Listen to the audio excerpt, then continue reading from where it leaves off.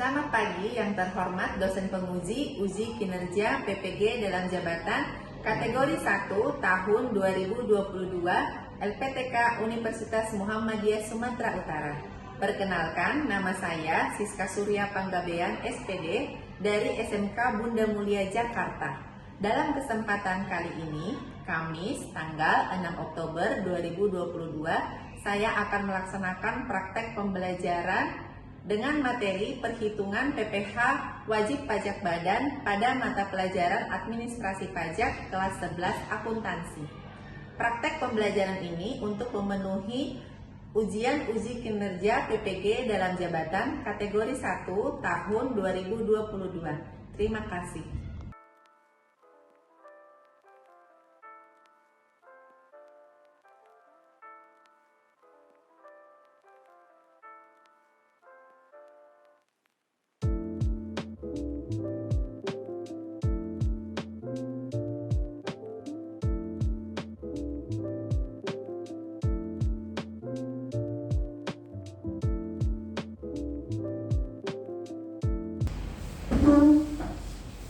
Selamat pagi anak-anak. Apa kabarnya hari ini, Nak? Baik. Oke. Siap. Beri salam. Selamat pagi, Bu Siska. Ya, selamat pagi. Silahkan duduk.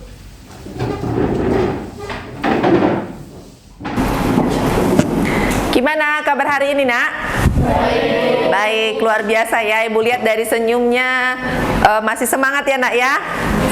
Ya. Gimana kabar orang tuanya? Baik. Buku-bukunya semua sudah ada? Sudah lengkap semua alat tulisnya? Coba diperhatikan dulu kerapiannya, pakaiannya. Sudah rapi semua, Nak? Sudah rapi? Dasinya, kaos kaki SBM ya? Oke, luar biasa anak-anak kelas 11 AKT. Semua sudah rapi, sudah siap untuk belajar. Nah, kita mulai dengan absen dulu ya, biar Ibu tahu siapa hari ini yang hadir, siapa yang tidak hadir. Yang Ibu panggil namanya angkat tangan ya, Nak. Kenzo. Hadir, Bu. Letera. Michelle. Natalia. Sherlyn. Faren. Fedia. Gracia. Gracia udah sehat? Sudah, Bu. Oke, puji Tuhan ya Gracia. Wilson. Hadir, Bu. Ellen. Hana. Hadir, Bu. Silvi. Gimana nilai rapot meet-nya Silvi? Bagus. Oh, syukurlah. Dapat peringkat berapa Silvi? 4. Peringkat 4. Puji Tuhan ya. Nelly. Hadir, Bu. Mustika. Hadir, Bu. Caroline. Hadir, Bu. Melvin. Hadir, Bu. Lance. Hadir, Bu. Ya, berarti semua anak-anak 11 AKT hadir semua ya. Puji Tuhan kalau semuanya hadir. Oke, semua hadir hari ini sebagai ucapan rasa syukur kita. Kita patut berdoa kepada Tuhan sebagai kita sudah sehat. Hari ini datang dengan bahagia ya, dengan semangat. Kita awali dengan berdoa. Yang berdoa hari ini Ibu lihat yang hadir pertama di sekolah adalah Ellen. Silakan Ellen.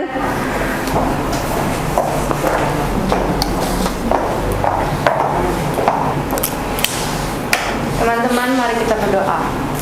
Bapa dan Putra dan Roh Kudus, amin. Ya Tuhan, saat kami ingin memulai pelajaran pada pagi hari ini, tolong lindungilah kami, semoga dalam pelajaran ini berguna bagi kita untuk masa depan kita. Amin. Dalam nama Bapa, Putra Roh Kudus, amin. Terima kasih Ellen. Oke, kita sudah absen, sudah berdoa. Sekarang waktunya kita mulai pelajaran kita ya, Nak. Oke anak-anak, minggu kemarin kita belajar tentang apa? SSP. Apa itu SSP, Nak? Surat setoran pajak. Pintar. Siapa yang masih ingat pengertian surat setoran pajak? Oh ya, silahkan Wilson. surat Surat setoran pajak adalah bukti pembayaran pajak yang berbentuk formulir. Iya, bukti setoran pajak yang berbentuk formulir. Pintar, Wilson. Berarti dia masih ingat. Nah, surat setoran pajak itu ada berapa bentuk, Nak? Secara apa aja kita boleh melaporkan surat setoran pajaknya? Ada dua. Secara apa, Natalia? Manual dan online. Iya, secara manual dan secara online. Pintar, Natalia. Nah, kalau secara manual itu lebih gampang manual atau secara online pelaporan surat setoran pajaknya? Online. Oh, sudah pasti online ya. Sekarang semua sudah high teknologi, semua menggunakan digital ya, semua menggunakan online. Nah, jadi otomatis kalau surat setoran pajak yang sudah kita pelajari lebih gampang kita lapornya secara online. Nah, ada nggak kemungkinan kita salah melaporkan surat setoran pajak? Ada. Kalau misalnya kita salah melaporkan surat setoran pajak, gimana, Nak? Melaporkannya kemudian mengajukan pemindah bukuan. Iya. Gimana, Nak? Melaporkannya, terus kita mengajukan pemindah bukuan. Iya, jadi harus kita laporkan lagi pembatalan pelaporan pajaknya, baru kita mengajukan pemindah bukuan ya. Ibaratnya seperti itu kalau kita salah melaporkan surat setoran pajaknya. Oke, jadi anak-anak, minggu kemarin kita sudah belajar tentang surat setoran pajak. Tadi kalian sudah kemukakan langkah-langkahnya, bagaimana pengertian surat setoran pajak, apa-apa aja ya. Surat setoran pajak itu ada secara online dan ada secara manual. Nah, kalau minggu kemarin itu belajar tentang orang pribadi, nah hari ini kita akan belajar tentang perhitungan PPh wajib pajak badan ya. Perhitungan PPh wajib pajak badan. Nah, jadi hari ini kita belajar tentang perhitungan PPh wajib pajak badan.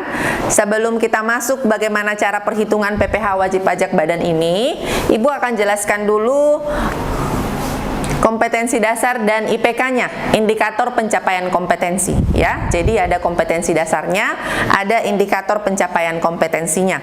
Yang pertama, kompetensi dasarnya adalah menerapkan PPh badan terutang. Ini untuk kompetensi dasar secara pengetahuan ya, Nak. Sedangkan untuk 4.7 ini melakukan perhitungan PPh badan terutang, ini untuk kompetensi dasar atau KD secara keterampilan ya. Nah, kalau untuk kompetensi dasar pengetahuan ini, apa aja sih indikator pencapaian kompetensinya? Kita perhatikan ya. Yang pertama di sini adalah menelaah pajak penghasilan wajib pajak badan. Itu yang pertama. Yang kedua, menguraikan pengertian penghasilan, pajak penghasilan dan wajib pajak badan. Jadi, bagaimana menguraikan penghasilan ya, wajib pajak badan. Nah, yang ketiga, menganalisis ketentuan pajak penghasilan berdasarkan peraturan pemerintah PP 46 tahun 2013 ya, Nak. Jadi itu untuk kompetensi dasar pengetahuannya. Indikator pencapaian kompetensinya tadi menelaah pajak penghasilan wajib pajak badan. Yang kedua, menguraikan pengertian penghasilan, pajak penghasilan dan wajib pajak badan. Terus yang ketiga, menganalisis ketentuan pajak penghasilan berdasarkan peraturan pemerintah ya, Nak. Berikutnya, untuk kompetensi dasar keterampilan yang ini 4.7, melakukan perhitungan PPh badan terutang. Untuk indikator pencapaian kompetensinya, yang pertama, melakukan perhitungan PPh badan terutang. Jadi bagaimana melakukan perhitungan PPh badan terutangnya. Terus yang keduanya, mempresentasikan hasil perhitungan PPh badan terutangnya. Oke, itu untuk kompetensi dasar dan indikator pencapaian kompetensinya. Selanjutnya, tujuan pembelajaran. Nah, sebelum kita belajar, seperti biasa Ibu selalu menyampaikan tujuan pembelajaran. Supaya apa? Supaya anak-anak tahu kira-kira buat apa sih saya belajar ini, apa yang akan saya capai, gitu ya. Jadi jangan sampai belajar tapi tidak tahu tujuannya, buat apa belajarnya. Oke, nah tujuan pembelajaran kita hari ini adalah dengan menggunakan model problem based learning atau disingkat dengan PBL, dan dikombinasikan dengan metode ceramah, diskusi, tanya jawab dan penugasan serta tayangan PPT, maka peserta didik mampu. Nah, perhatikan ya Nak, apa yang akan kita capai setelah belajar pembelajaran ini? Mampu ngapain? Yang pertama, mampu menelaah pajak penghasilan wajib pajak badan dengan tepat dan benar. Jadi selain tepat harus benar, ya. Terus yang kedua, peserta didik mampu menguraikan pengertian penghasilan. Jadi anak-anak itu harus mampu menguraikan apa sih pengertian penghasilan, ya kan? Terus harus mampu juga menelaah pengertian pajak penghasilan, harus mampu juga menelaah pengertian wajib pajak badan dengan tepat dan benar. Oke, berikutnya yang ketiga, tujuan pembelajaran kita adalah supaya peserta didik mampu menganalisis ketentuan pajak penghasilan berdasarkan peraturan pemerintah nomor 46 tahun 2013 dengan tepat dan benar. Oke, yang keempat, melakukan perhitungan PPh badan terutang dengan tepat dan benar. Jadi anak-anak itu harus mampu melakukan perhitungan pajak penghasilan badan, ya. Kalau PPh pasal 21 orang pribadi sudah kita selesaikan 2 minggu yang lalu pelajarannya. Nah, ini untuk PPh badan, ya Nak. Jadi harus mampu melakukan perhitungan PPh badan terutang, ya, atau berapa besarnya pajak yang akan dibayarkan oleh wajib pajak badan. Nah, yang kelima, yang terakhir, peserta didik harus mampu mempresentasikan hasil perhitungan PPh badan terutang dengan tepat dan benar. Nah, jadi ini 5 poin yang harus anak-anak kuasai ketika kita belajar pelajaran kita hari ini, yaitu perhitungan wajib pajak badan. Oke? Nah, kita lanjutkan. Kembali lagi ke slide yang tadi. Oke, perhitungan PPh wajib pajak badan. Anak-anak ibu sudah download di GCR-nya kah? Google Classroom-nya kah? Sudah. Yang ibu kirim bahan ajarnya? Sudah. Kalau sudah download tentu sudah tahu ya pengertian-pengertian dari penghasilan apa. Sudah bisa nggak kira-kira Nak? Sudah dibaca? Oke, pengertian penghasilan, pengertian wajib pajak badan, pengertian pajak penghasilan. Sudah dibaca sebelumnya? Sudah. Oke. Siapa yang bisa menjawab pengertian penghasilan? Karena topik kita hari ini adalah perhitungan pajak penghasilan wajib pajak badan. Berarti ada yang dihitung penghasilannya, ya kan? Nah, pengertian penghasilan apa Nak? Ya, silahkan Ellen. Penghasilan itu tuh tambahan ekonomi yang diterima atau dikeluarkan wajib pajak yang berasal dari Indonesia maupun dari luar Indonesia. Oke, pintar Ellen. Nah, itu dia pengertian dari penghasilan. Untuk pengertian pajak penghasilan, ada yang sudah baca? Oke, silahkan Caroline. Pajak penghasilan itu pajak yang dikenakan kepada badan atau orang pribadi pada tingkat penghasilan tertentu. Oke, pintar. Oke, tadi penghasilan, pajak penghasilan juga sudah dijelaskan temannya. Sekarang anak-anak kalau sudah baca, coba apa itu pengertian wajib pajak badan? Silakan Hana. Itu adalah orang pribadi atau badan yang meliputi pembayaran pajak, memotong pajak, dan pungut pajak yang mempunyai hak dan kewajiban perpajakan yang berlaku. Oke, pintar Hana. Sip. Berikutnya, wajib pajak badan tadi sudah dijelaskan Hana pengertiannya. Sekarang yang termasuk badan itu apa-apa aja ya? Saya Bu. Ya, silakan. Yang termasuk badan itu ada firma, koperasi, dana, organisasi sosial politik ataupun lainnya. Lalu ada lembaga serta bentuk badan usaha lainnya. Oke, sip. Ibu senang sekali ngajar di kelas ini ya. Semua pada aktif, berarti semua sudah baca bahan ajar yang sudah Ibu kirimkan ya. Sekarang kita akan lanjutkan materi kita. Nah, jadi ini tadi pengertian dari pajak penghasilan tadi sudah dijelaskan oleh Ellen ya. Penghasilan itu adalah setiap tambahan kemampuan ekonomi yang diterima atau diperoleh wajib pajak baik yang berasal dari Indonesia maupun luar negeri ya, dipakai untuk konsumsi atau menambah kekayaan wajib pajaknya. Tadi yang kedua pajak penghasilan, Caroline tadi sudah menjelaskan pajak penghasilan itu pengertiannya adalah pajak yang dikenakan kepada badan atau orang pribadi pada tingkat penghasilan tertentu ya nak. Nah selanjutnya wajib pajak badan. Nah, apa itu wajib pajak badan? Karena kita belajar perhitungan PPh wajib pajak badan, jadi kita harus tahu penghasilan itu apa pengertiannya, pajak penghasilan itu apa. Nah, sekarang wajib pajak badan itu apa pengertiannya?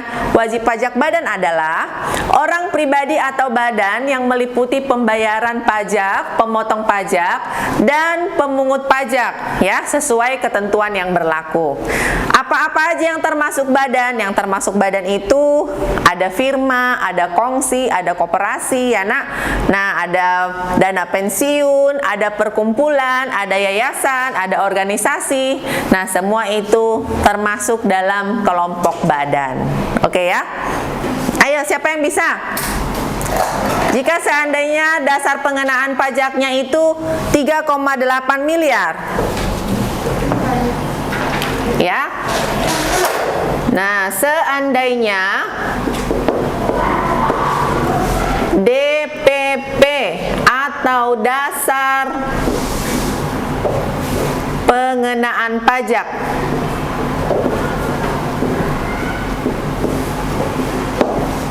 misalnya dasar pengenaan pajak itu hasilnya 3,8 miliar ya. Berarti cara ngitungnya gimana nak? Cara ngitungnya gimana Gracia? 1% dikalikan dengan 3,8 miliar. Kenapa 1% kali 3,8 miliar Gracia?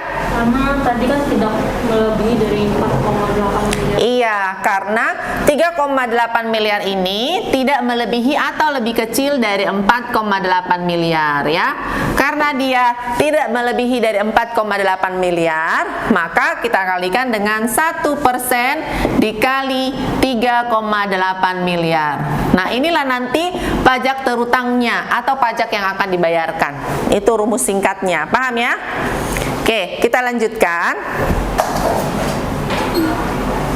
Oke, jadi begitu tadi cara menghitungnya nak. Jika kurang dari 4,8 miliar, maka 1% dikalikan dasar pengenaan pajaknya. Oke ya. Kita lanjutkan bagaimana cara menghitungnya. Perhatikan slide-nya. Di sini ada soal, ya. Coba dibaca soalnya Hana. PT Cemerlang Jaya berdiri sejak tahun 2012. Data wajib pajak selengkapnya adalah sebagai berikut. Nama wajib pajak PT Cemerlang Jaya, NPWP 0235669750700. Jenis usaha perdagangan retail, alamat Jalan Pemuda nomor 225 Semarang. Oke, nah jadi ini contoh soalnya. PT Cemerlang Jaya berdiri sejak tahun 2012 ya nak. Data wajib pajak selengkapnya adalah sebagai berikut. Ini data wajib pajaknya, tadi sudah dibaca teman kita Hana. Oke, jadi ini dia data-data PT Cemerlang Jayanya. PT Cemerlang Jaya itu berdiri tahun 2012. Nah, wajib pajak selengkapnya ini, jadi ini data-datanya. Nama wajib pajaknya itu PT Cemerlang, NPWP-nya 023566897500700, seperti yang sudah kita pelajari minggu sebelumnya tentang surat setoran pajak.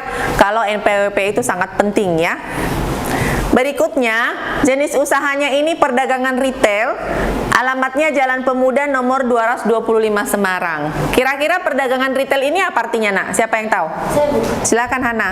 Jadi itu adalah bisnis yang melibatkan penjualan barang atau jasa kepada konsumen dalam jumlah satuan atau eceran. Iya ya, jadi itu dia pengertian dari perdagangan retail. Contoh perdagangan retail itu misalnya Indomaret, Alfamart, itu bagian dari perdagangan retail ya. Oke, kita lanjutkan.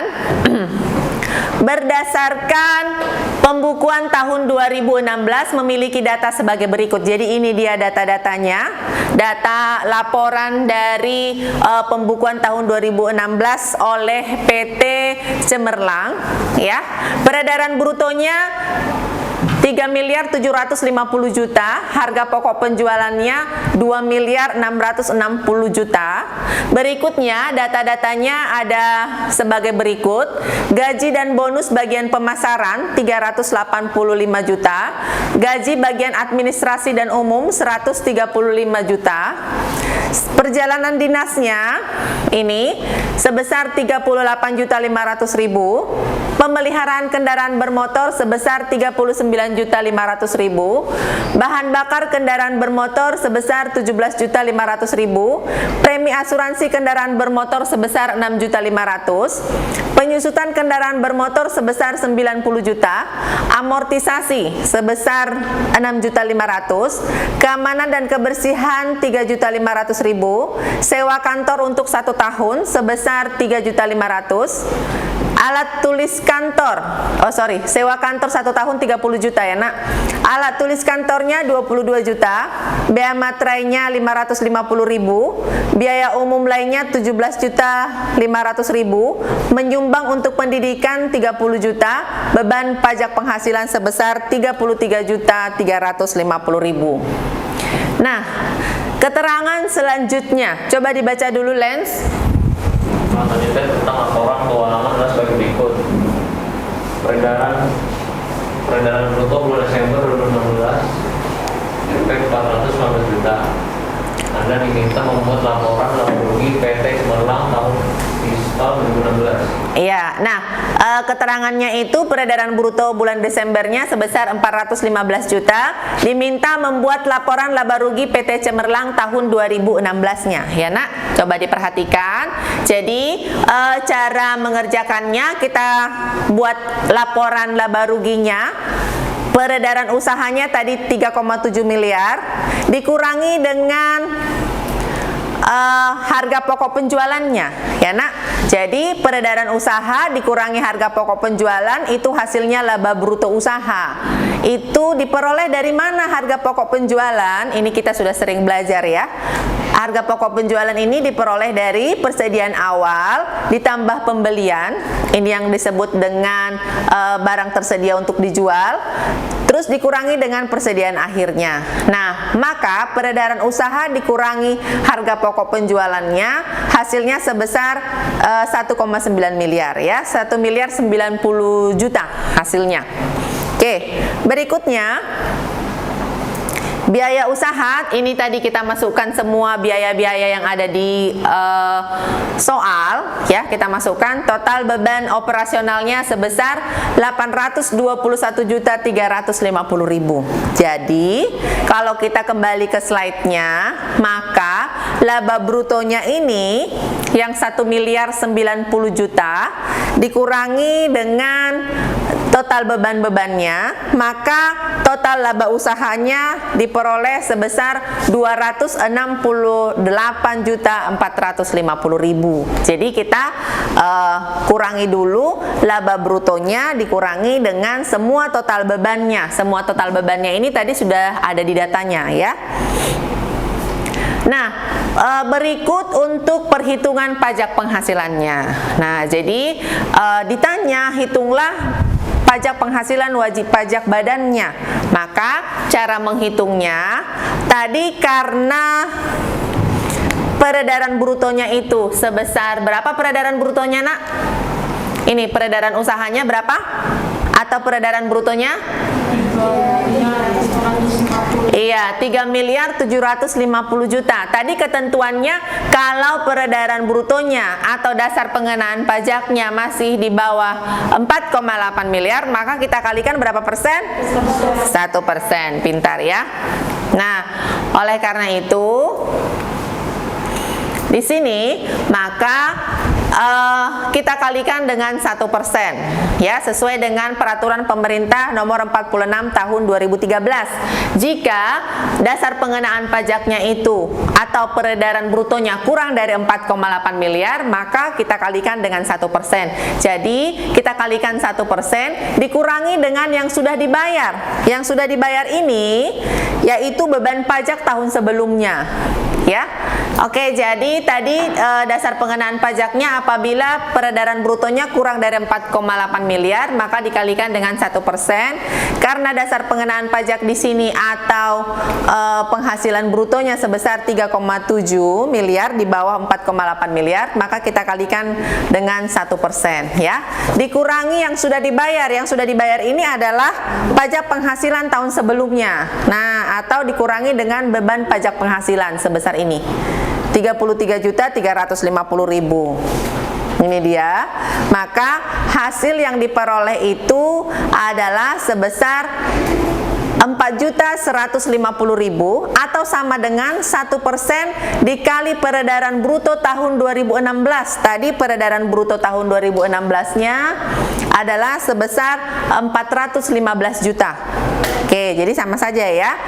Nah, dikali peredaran bruto tahun 2016, 1% dikali 415 juta, hasilnya itu sebesar 4.150.000. Ada yang mau ditanyakan, Nak? Ada yang mau ditanyakan? Tidak ada. Kalau tidak ada yang mau ditanyakan, coba dibuka LKPD-nya. LKPD-nya semua sudah di-download? Sudah di-print ya? Coba dibuka LKPD-nya. Nah, di situ ada kasus tentang PT Sari Murni. Sudah dilihat semua, Nak?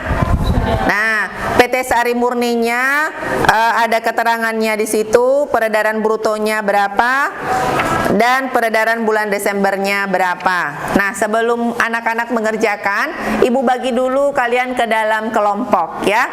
Ibu akan membagi kelompok ini ke dalam kelompok heterogen ya, Nak. Jadi Ibu bagi kelompoknya secara heterogen. Kelompok pertama, Ellen, Caroline, Leviera, Sherlyn, Vidya, ada? Oke. Kelompok kedua, Hana, Natalia, Lance, Melvin. Kelompok ketiga, Mustika, Nelly, Faren, Michelle. Oke. Kelompok keempat, Gracia, Wilson, Sylvie, dan Kenzo. Ada? Ada semua ya, Nak? Oke, coba duduk dengan kelompoknya masing-masing sambil didiskusikan soal atau kasus yang ada di LKPD-nya. Ayo silahkan, Nak. Ayo duduk dengan kelompoknya masing-masing.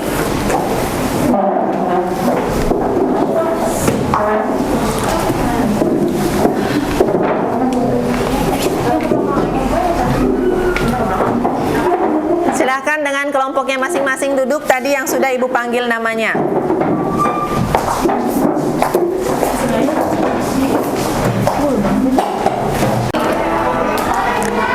Semua sudah lihat yang LKPD-nya, Nak?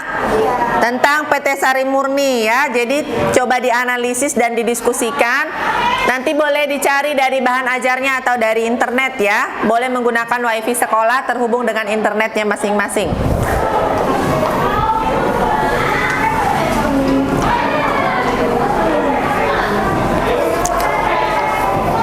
Ada yang kurang mengerti? Lagi mencoba ya? Oke. Berarti nanti ditulis dulu namanya. Ditulis dulu PT-nya, nama PT-nya ya, Nak. PT Sari Murni. Ya, laporan laba ruginya. Ya, ini sudah benar. Baru nanti ditulis beban operasional seperti yang ada di slide tadi ya. Semua beban-bebannya ditulis.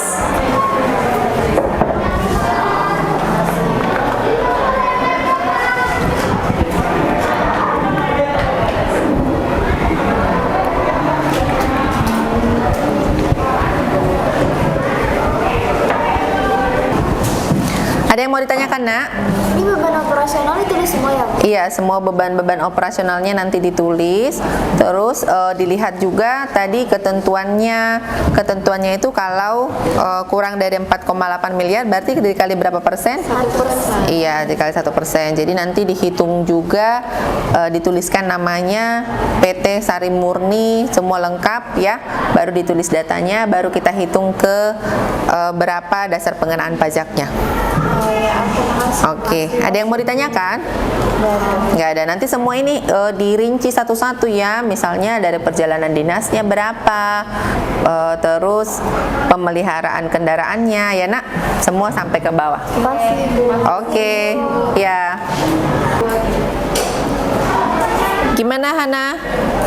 Kita juga masih coba berdiskusi Bu, apa yang perlu KPK itu dalam jawaban sini sih Bu. Oke, coba Ibu lihat apa yang sudah dikerjakan. HPP-nya persediaan awalnya sudah, pembelian sudah, oke. Laba bruto usahanya sudah ya, baru nanti peredaran usaha dikurang ini, oke, sip. Baru ditulis semua biaya-biayanya, nak, semua lengkap ditulis, oke. Terima kasih. Kelompok ini sudah selesai, gimana?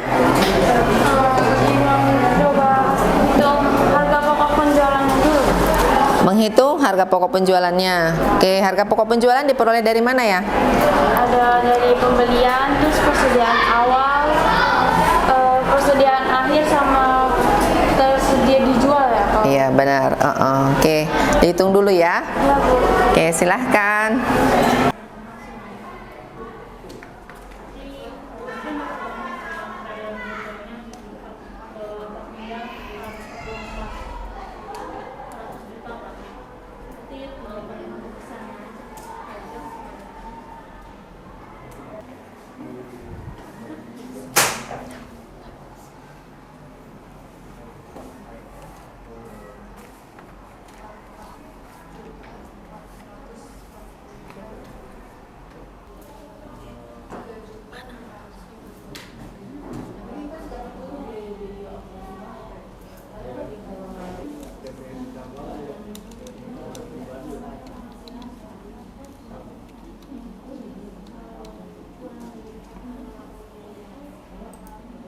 Udah selesai semua, nak?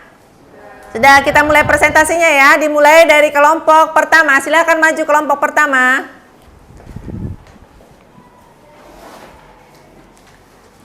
Silahkan, nak. Selamat pagi, Bu Siska. Selamat pagi, teman-teman sekalian. Selamat pagi.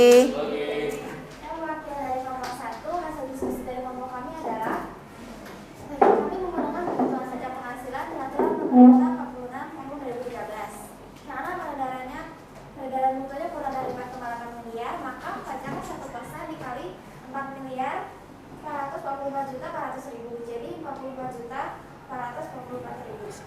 Kemudian beban pajak penghasilannya untuk Desember 2017 1% dikali 365 juta yaitu 3 juta 650 ribu. Itulah hasil dari diskusi dari kelompok kami.